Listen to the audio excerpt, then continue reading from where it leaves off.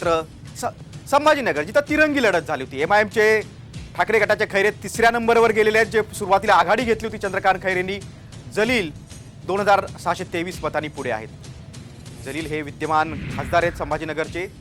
संदीपान भुमरे जे महायुतीचे उमेदवार देखील तिथे आहेत. तिरंगी लढत संभाजीनगरमध्ये झाली होती. मात्र आता जे आकडे येतात त्याच्यामध्ये ठाकरे गटाचे चंद्रकांत खैरे हे तिसऱ्या नंबरवर आता फेकले गेलेले आहेत. तर एमआयएमचे जलील हे 2623 मतांनी इम्तियाज जलील हे पुढे आहेत.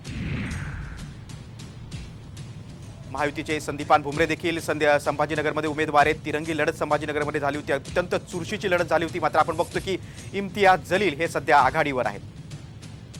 चंद्रकांत खैरे हे तिसऱ्या नंबरवर फेकले गेलेत. दुसऱ्या नंबरवर संदीपान भुमरे जे महायुतीचे उमेदवार आहेत, विद्यमान मंत्री आहेत मंत्रिमंडळात, ते दुसऱ्या नंबरवर आहेत. मात्र चंद्रकांत खैरे तिसऱ्या नंबरवर गेलेले आहेत.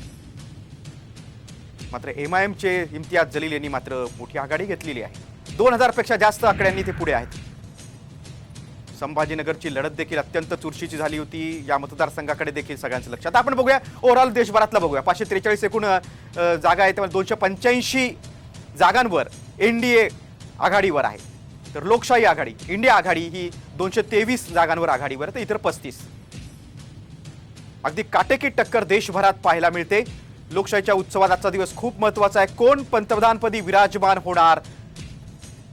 नरेंद्र मोदी विजयाची हॅट्रिक करणार का, की राहुल गांधी पुन्हा गांधी पर्व येणार, याची उत्सुकता तमाम देशवासियांना आहे. महाराष्ट्रात 48 जागा आहेत एकूण. बघा, महाराष्ट्रात देखील सर्वांनाच मोठा राजकीय संघर्ष झाला होता. त्याच्यामध्ये आता भाजप 15 जागांवर पुढे आहे. काँग्रेस 10 जागांवर, शरद पवार गट 7 जागांवर, अजित पवार गटाने एकाही ठिकाणी अजून आघाडी घेतली नाही.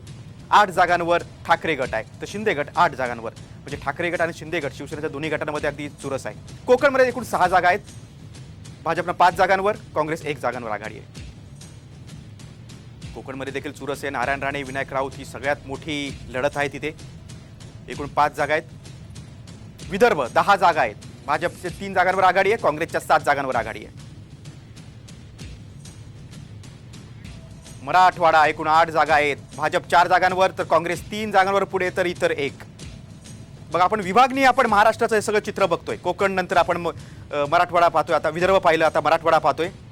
पश्चिम महाराष्ट्र 10 जागा आहेत. 3 जागांवर भाजप आहे, तर तब्बल 6 जागांवर महाविकास आघाडी आहे. तर 1 जागांवर इतर आहे. बघा, आपण महाराष्ट्र विभागणी आपण बघतोय. कोण कुठे पुढे आहे, कोण आघाडी आहे, कोण पिछाडी आहे. तर पश्चिम महाराष्ट्रात भाजप 3 जागा